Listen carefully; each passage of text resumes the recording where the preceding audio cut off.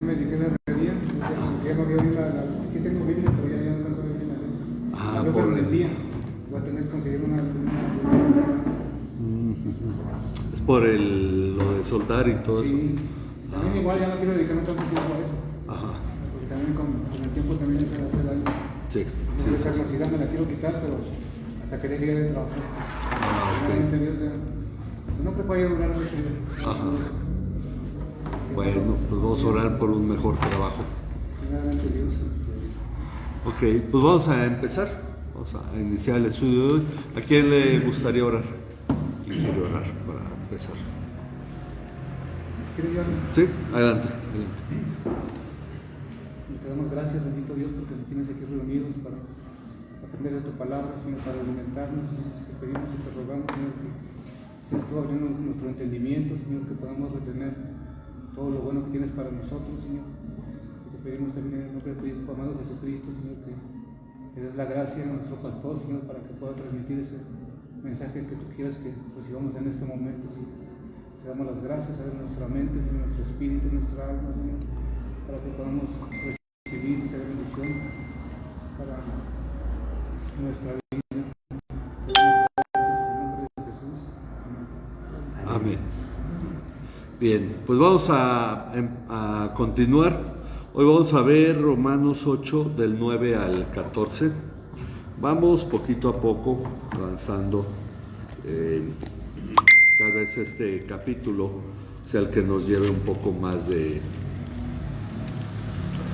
tiempo por los detalles que tiene, pero vamos avanzando en Romanos 8, es la lección 13. Romanos 8 del 9 al 14 vamos a ver hoy. Entonces empezamos con Rudy, empezamos leyendo para un versículo cada quien, del 8 al 14. Del 9, perdón, 9 al 14. Mas vosotros no vivís según la carne, sino según el Espíritu. Y es que el Espíritu de Dios mora en vosotros. Y si alguno no tiene el Espíritu de Cristo, no es de él. Pero si Cristo está en vosotros, el cuerpo en verdad está muerto a causa del pecado, mas el Espíritu vive a causa de la justicia. Pero si el Espíritu de aquel que resucitó a Jesús de entre los muertos habita en ustedes, el mismo que resucitó a Cristo Jesús de entre los muertos, también dará vida a sus cuerpos mortales, por medio de su Espíritu que habita en ustedes. Así que, hermanos, somos deudores no a la carne para vivir conforme a la carne. Porque si ustedes viven conforme a la carne, habrán de morir, pero si por el Espíritu hacen morir las obras de la carne, vivirán. Porque todos los que son guiados por el Espíritu de Dios, estos son los hijos de Dios. Ok, dice aquí la presentación del estudio. Los que viven según la carne no pueden agradar a Dios, de hecho así terminó el estudio anterior. Esta frase parece que eleva por mucho lo que Dios espera del cristiano, pues Él espera que andemos en el Espíritu y no en la carne. Y eso definitivamente se ve como una vida que requerirá un nivel de esfuerzo de nuestra parte que no todos podemos realizar. Entonces, cuando hablamos, buenas noches hermana, adelante. Cuando hablamos sobre el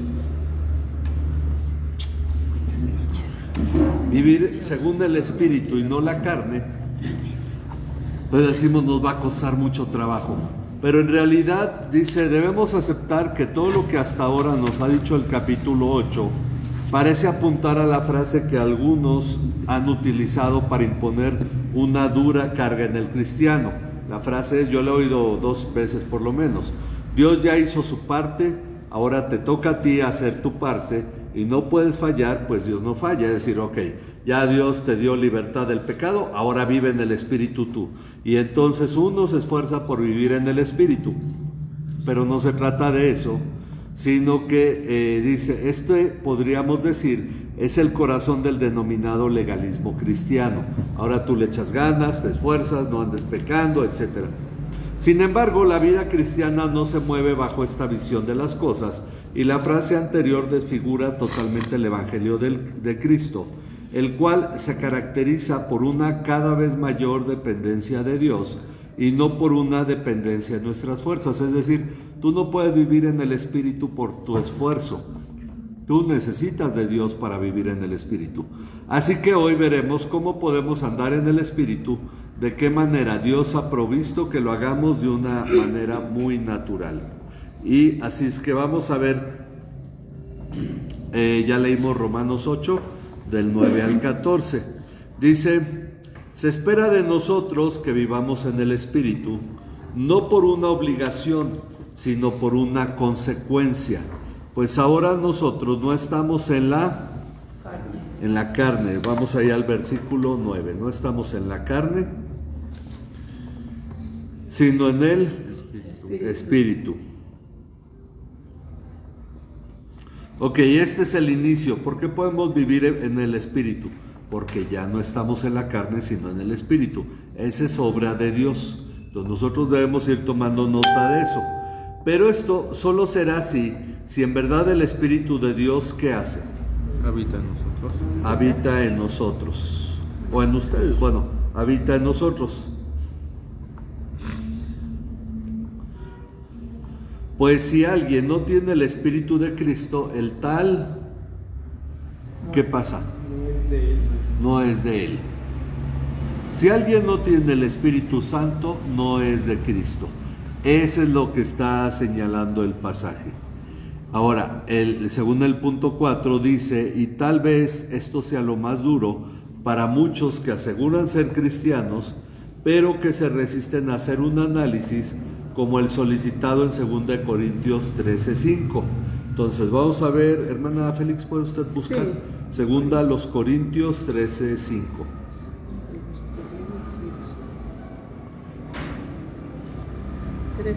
13:5. Ajá.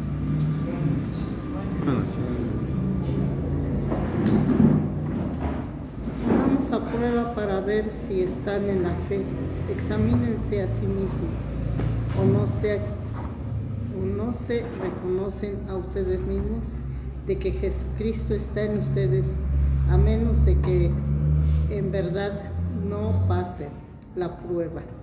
Ok, entonces dice aquí que debemos ponernos a prueba para ver si estamos en qué. En la fe. En la fe, para ver si estamos en la fe. Le dice Pablo a los corintios, pónganse a prueba para ver si están en la fe. Y luego les dice, o no se reconocen si Cristo en verdad habita o está en nosotros. Ok, esta es la prueba que nosotros debemos hacernos. Y dice, aunque muchos pudieran, dice pues, aunque muchos pudieran ofenderse al preguntarle si en verdad son de Cristo, si su espíritu está en ellos, la realidad es que vamos a ver ahora Mateo 7, 21 al 23. Entonces seguimos con nuestra hermana Rosario, porque Rudy ya leyó el antes. Ajá.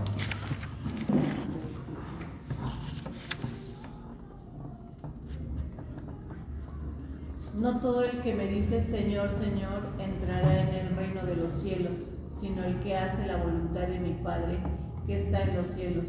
Muchos me dirán en aquel día, Señor, Señor, ¿no profetizamos en tu nombre y en tu nombre echamos fuera demonios y en el nombre hicimos muchos milagros? Y después les declararé, nunca os conocí, apartados de mí, hacedores de maldad. Ok, este pasaje dice, si su espíritu está en ellos. Ok, la realidad es que Mateo 7, 21 al 23 nos alerta del peligro tan grave, no solo tan grave y eterno, de las consecuencias de no evaluarnos. Pues no todo el que llama a Jesús Señor, Señor, entrará ¿en dónde? En el reino de los cielos.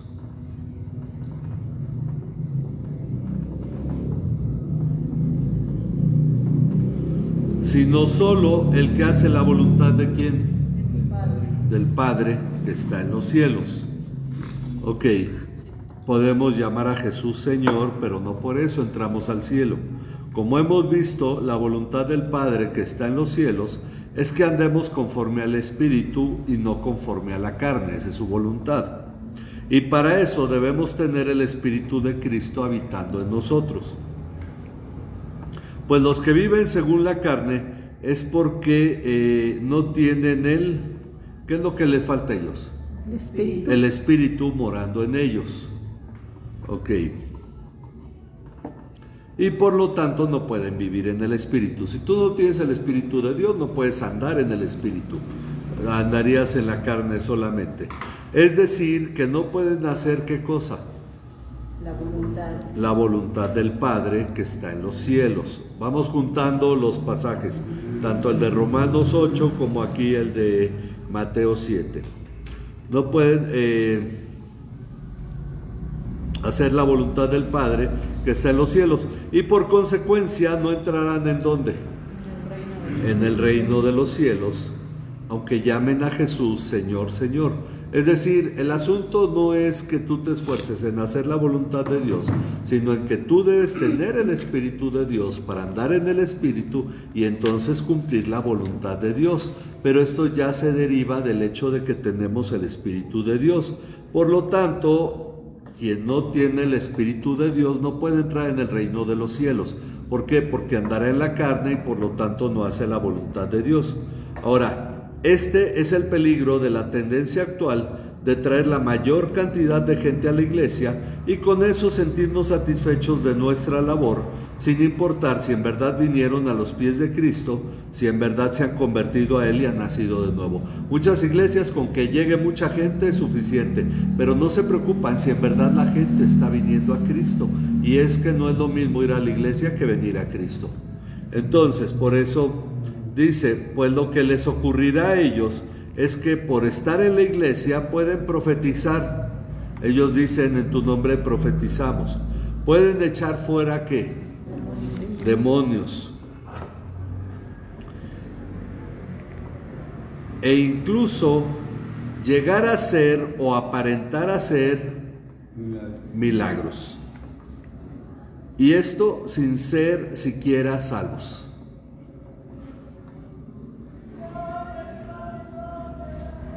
Entonces, pasa que puede haber muchas cosas que una persona puede hacer que parece cristianismo, pero no necesariamente se ha convertido a Cristo. ¿Ok?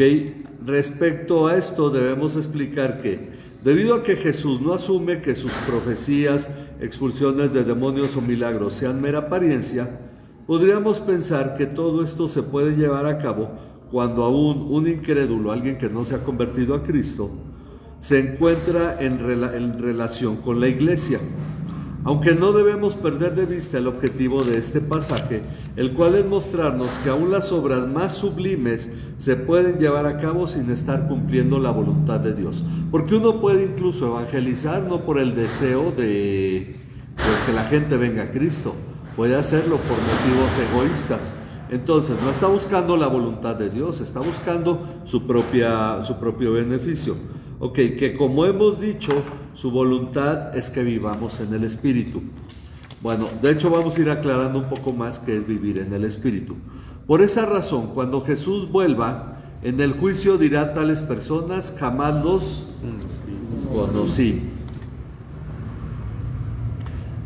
Aquí me gusta más cómo viene la frase en la Reina Valera: apártense de mí, hacedores de maldad. Bueno, en la Biblia, Nueva Biblia de las Américas dice: apártense de mí los que practican la iniquidad. O maldad pueden ponerle si quieren. Iniquidad es maldad al extremo. Los que practican la iniquidad. Ahora, este es el fin de muerte para los que viven en la carne. Cuando decimos que los que viven en la carne no pueden agradar a Dios, es porque no hacen su voluntad. Ay, sí, ya aquí, pero ya para la otra hay que hacer nada más para acá. Para la otra vamos a poner 2 meses para ampliar. Y pues gracias a Dios por todos los que hoy están aquí. Ok, entonces vemos, el problema es que no tiene uno el Espíritu, no puede andar en el Espíritu, por lo tanto no pone en práctica la voluntad de Dios, que es andar en el Espíritu, y por lo tanto no puede entrar en el reino de los cielos. Ok, ¿de dónde partimos? Del hecho de tener el Espíritu. Bueno, dice, por esa razón, vamos en el punto 9, ahí en la segunda página, punto 9, por esa razón, para no vivir en la carne, Dios ha provisto algo importante. Dice, si Cristo está en nosotros, aunque el cuerpo esté muerto a causa del pecado, el espíritu está como. Es el versículo 10. Justicia, ¿Perdón? ¿vive a causa de la justicia? Ok, está vivo a causa de la justicia. Noten que aquí espíritu viene con minúscula, porque no se refiere al Espíritu Santo, se refiere a nuestro espíritu. Cuando se pone con mayúscula se refiere al Espíritu Santo, ¿ok? Entonces, nuestro espíritu está vivo a causa de la justicia, nuestro cuerpo está muerto a causa del pecado, pero finalmente Cristo está en nosotros. Bueno, este es el estado actual del cristiano mientras está aquí en la tierra. Dice, entendemos este pasaje de una manera muy sencilla. Si morimos con Cristo, como lo dijo el capítulo 7, resucitamos con Él a una nueva vida. Por esa razón ahora nuestro espíritu está vivo por causa de la justicia de Cristo que nos fue atribuida a nosotros. Recuerden una cosa, somos declarados justos por la justicia de Jesús, no porque nosotros en realidad hayamos cumplido con la justicia de Dios. Se nos atribuye, esa es parte de la gracia de Dios sobre nosotros. Cristo cumplió con la justicia de Dios, murió en la cruz y esa justicia se nos atribuye. Entonces, ahora somos declarados justos y por lo tanto nuestro espíritu humano vive. Ok, dice, sin embargo, pese a esa vida, nuestro cuerpo físico tiene una sentencia de muerte. Un día morirá, nuestro cuerpo va a morir. El alma no. Tiene vida eterna el alma, pero el cuerpo va a morir por muy cristianos que seamos. Solamente Enoc y Elías han evitado la muerte. Ok, pero todos los demás cristianos, y digo, si Cristo la experimentó, también nosotros.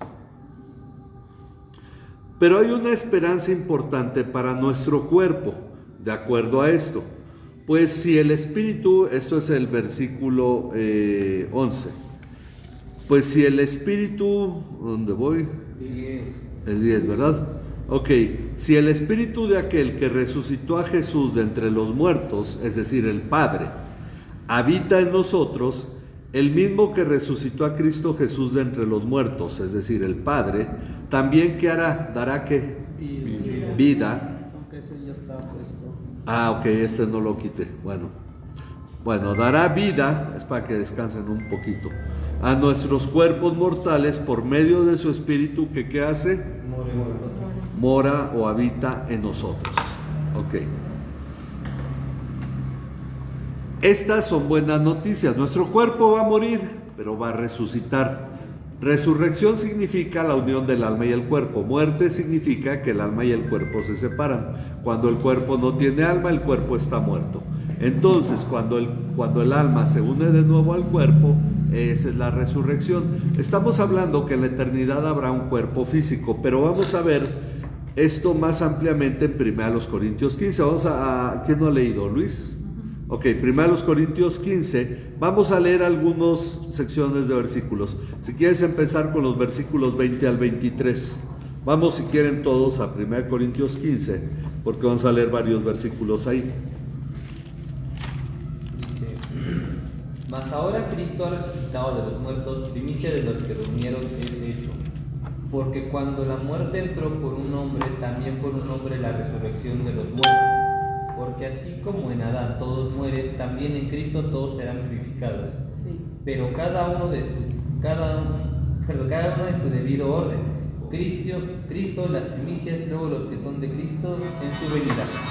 Ok, entonces dice, Cristo ha resucitado de entre los muertos.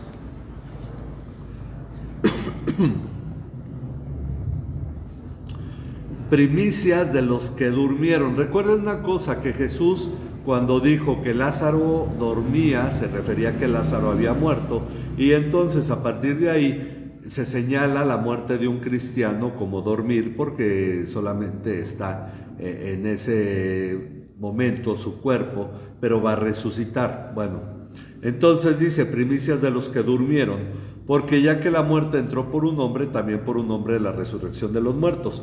Porque así como en Adán, ¿qué pasa? Todos mueren. En Adán todos mueren, todos los que van naciendo tienen muerte espiritual. También en Cristo todos serán vivificados, pero cada uno en su debido orden. No, de golpe hay un orden.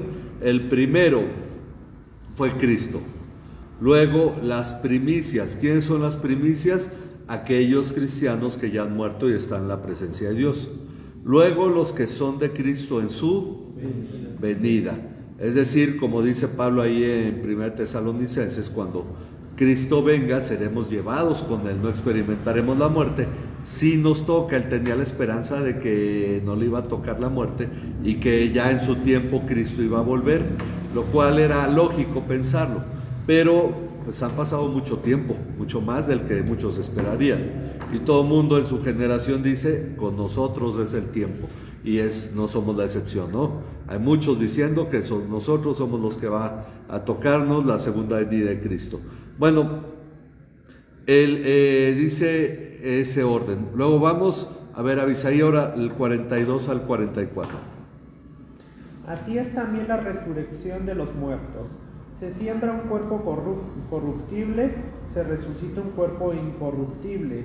Se siembra en deshonra, se resucita en gloria. Se siembra en debilidad, se resucita en poder. Se siembra un cuerpo natural, se resucita un cuerpo espiritual. Si hay un cuerpo natural, hay también un cuerpo espiritual. Ok, aquí es una comparación considerando que nuestro cuerpo cuando muera es como una semilla. Entonces dice, se siembra un cuerpo corruptible. Un cuerpo corruptible. Corruptible es que se echa a perder. Ok, se siembra un cuerpo corruptible, se resucita un cuerpo incorruptible, que ya no se echa a perder. Se siembra en deshonra, se resucita en gloria.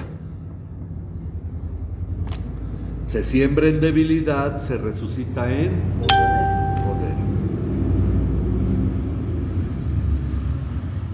Se siembra un cuerpo natural, bueno, animal o natural. Vamos a ponerle natural para que se oiga menos agresivo, ¿verdad? Bueno, un cuerpo natural, se resucita un cuerpo espiritual. Y dice, si hay un cuerpo natural, hay también un cuerpo espiritual. Bueno, sigue siendo un cuerpo. No nos dice la Biblia cómo será ese cuerpo, ¿ok? Pero hay un cuerpo espiritual o glorificado. Luego vamos a ver Josué, versículos 50 al 53.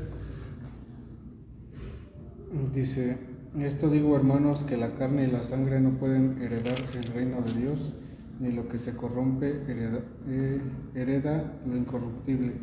Así que les digo un misterio: no todos dormiremos, pero todos seremos transformados en un momento, en un abrir y cerrar de ojos, a la trompeta final. Pues la trompeta sonará y los muertos resucitarán incorruptibles y nosotros seremos transformados, porque es necesario que esto corruptible se vista de incorrupción y esto mortal se vista de inmortalidad. Ok, aquí nos da la explicación por qué el cuerpo tiene que ser glorificado. Nos dice que dice, esto digo, hermanos, que la carne y la sangre. Nosotros utilizamos más los términos carne y hueso. Aquí la carne y la sangre no pueden heredar el reino de Dios. ¿Por qué? Porque son corruptibles, porque es temporal. Ok, la carne y la sangre no pueden heredar el reino de Dios, ni lo que se corrompe hereda lo incorruptible. Dice, así que les digo un misterio, no todos dormiremos. Ahí es donde estaba la esperanza de Pablo. Si Cristo viene, no vamos a morir, pero no todos dormiremos, pero todos seremos transformados. Aunque uno esté vivo, cuando Jesús venga, nos iremos con él, nuestro cuerpo no morirá, pero va a ser transformado en un momento, en un abrir y cerrar de ojos. ¿Y qué va a pasar? A la trompeta final. Cuando Cristo venga, se oirá una trompeta. Y ahí es donde seremos transformados. Entonces no hay algo secreto que va a ocurrir, no. Cuando Cristo venga y cuando seamos transformados, habrá sonido, como dice en Apocalipsis 1, todo ojo le verá. Bueno, tema de escatología que veremos en otra ocasión. Pues la trompeta sonará y los muertos resucitarán incorruptibles y nosotros seremos transformados.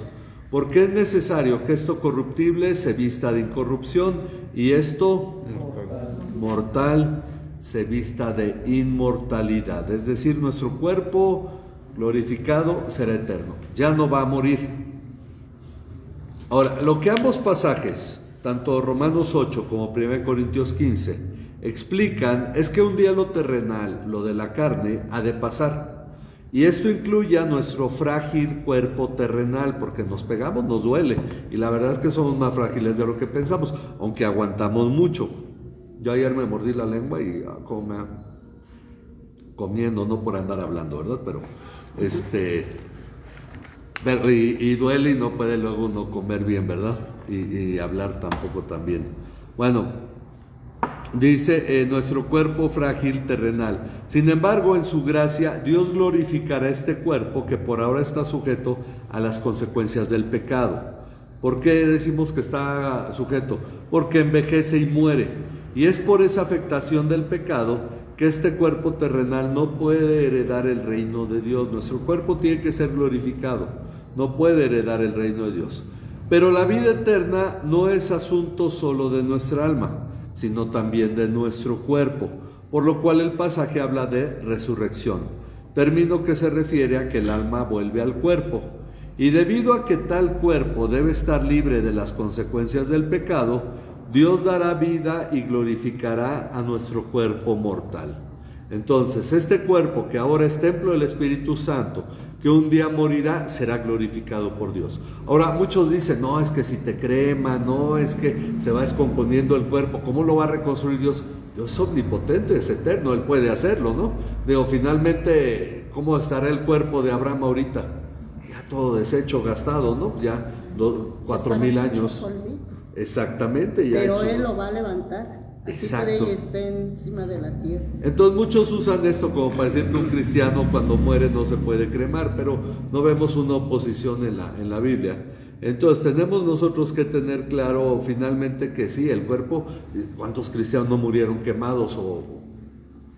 Bueno, muchas formas en las que los cuerpos no se recuperan. Entonces, el cuerpo Dios lo va a resucitar. Dice, debido a todo esto, ¿con quién tenemos deuda? ¿Con la carne o con el espíritu? Con el espíritu. Con el espíritu. Entonces dice, deudores somos no a la carne. Entonces entendemos que con el espíritu. Si no es con la carne,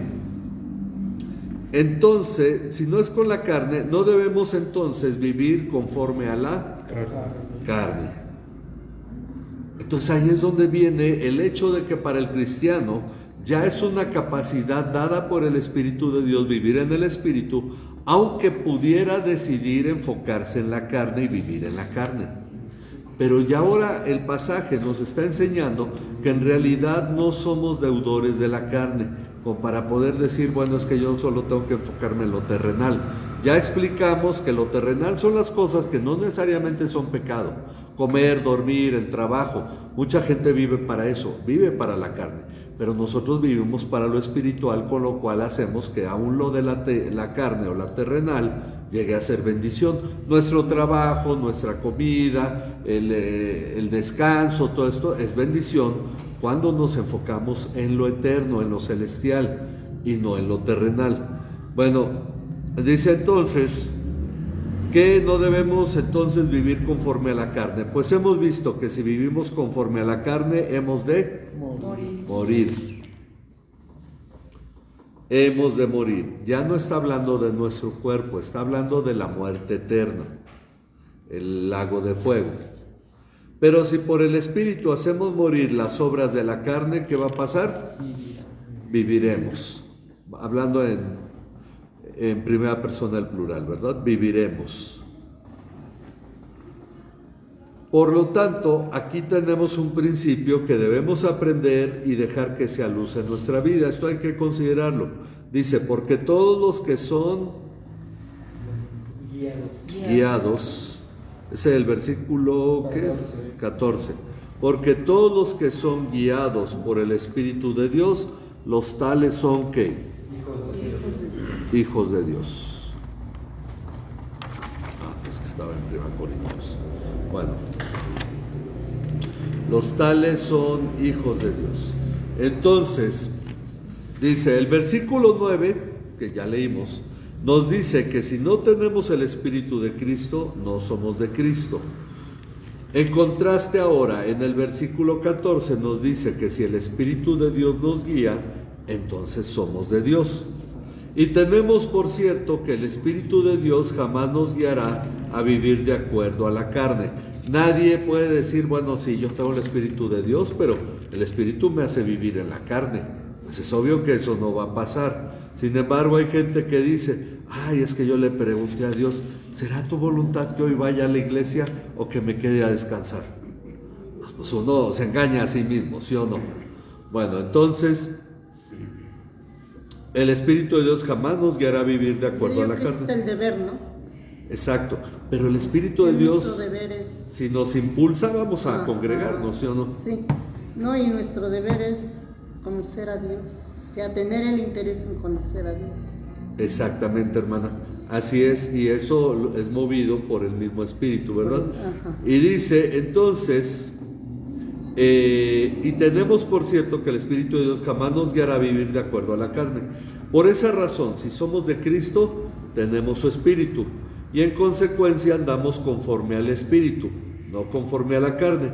Y es por esa razón que ya no hay ninguna condenación para los que están en Cristo Jesús, los que andan conforme al Espíritu, pues ahora ellos participan de la justicia de Cristo que les fue atribuida. Es decir, así vamos cerrando todos los conceptos que nos está dando el capítulo 8.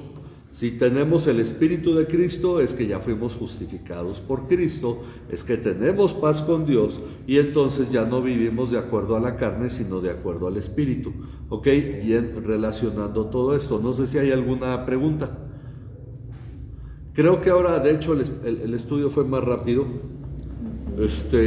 Bueno, es que también la hoja se me fue más rápido, no sé por qué, pero bueno, pero si hay preguntas, adelante con toda confianza. ¿No? Bueno, ok, vamos en la próxima semana vamos a continuar a partir del versículo 15 y pero ya vamos sentando esta base sobre cómo debemos de vivir, ok, porque el capítulo 8 diríamos es como el centro, bueno, dijimos que el 7 era el centro de toda la enseñanza, era el más difícil de Romanos. Ahorita como que ya va dando más sencillez, va siendo más comprensible todo, y bueno, pues vamos a entonces agradecer a Dios, vamos a orar, vamos a darle gracias por este estudio. Hoy terminamos un poco más temprano, media hora, ¿verdad? Nada más, y bueno, también a mí se me hizo corto, pero pues vamos a darle gracias a nuestro Dios. Si no hay preguntas, pues oramos y vamos a ponernos en las manos de Dios. Padre, te agradecemos, Señor, tu bondad, tu cuidado para con nosotros, para nuestra vida. Te damos gracias, Señor, porque tú manifiestas tu voluntad sobre nosotros y confiamos, Padre, que tú estás cumpliendo con tu obra en el corazón de cada uno, Señor. Padre, te rogamos porque todos, Padre, podamos ser capaces en verdad de comprender tu palabra y de entender la diferencia entre vivir en la carne, vivir en el Espíritu, para que elijamos lo correcto, para que andemos en el Espíritu sabiendo que de esta manera, Señor, todo lo que es terrenal, todo lo que es temporal, será para nosotros una verdadera bendición, porque nuestra mirada está puesta realmente en tu obra, en tu gloria, en lo que tú esperas que nosotros vivamos. Gracias, Padre, por este estudio, gracias por todos los que participan desde sus hogares, donde lo estén viendo, Señor. Gracias por los que estamos hoy aquí, Señor, y podemos participar de este estudio. Te damos muchas gracias en el nombre de tu Hijo Jesucristo, y seguimos rogando porque tú sigas respondiendo a las peticiones de oración, sobre todo las peticiones de salud que hemos llevado delante de tu presencia, Señor, por el ingeniero Rubén Torres, por Erlinda, la hermana de nuestra hermana Graciela, porque tú te sigas manifestando en ellos, y por cualquier otro hermano que esté delicado de salud. Que sea tu gracia, tu bondad en su vida, que tú sigas sanando a todos, y te damos muchas gracias por permitirnos participar de tu palabra. En el nombre de tu Hijo Jesucristo, nuestro Señor y Salvador. Amén. Que Dios les bendiga. Gracias a cada uno por acompañarnos.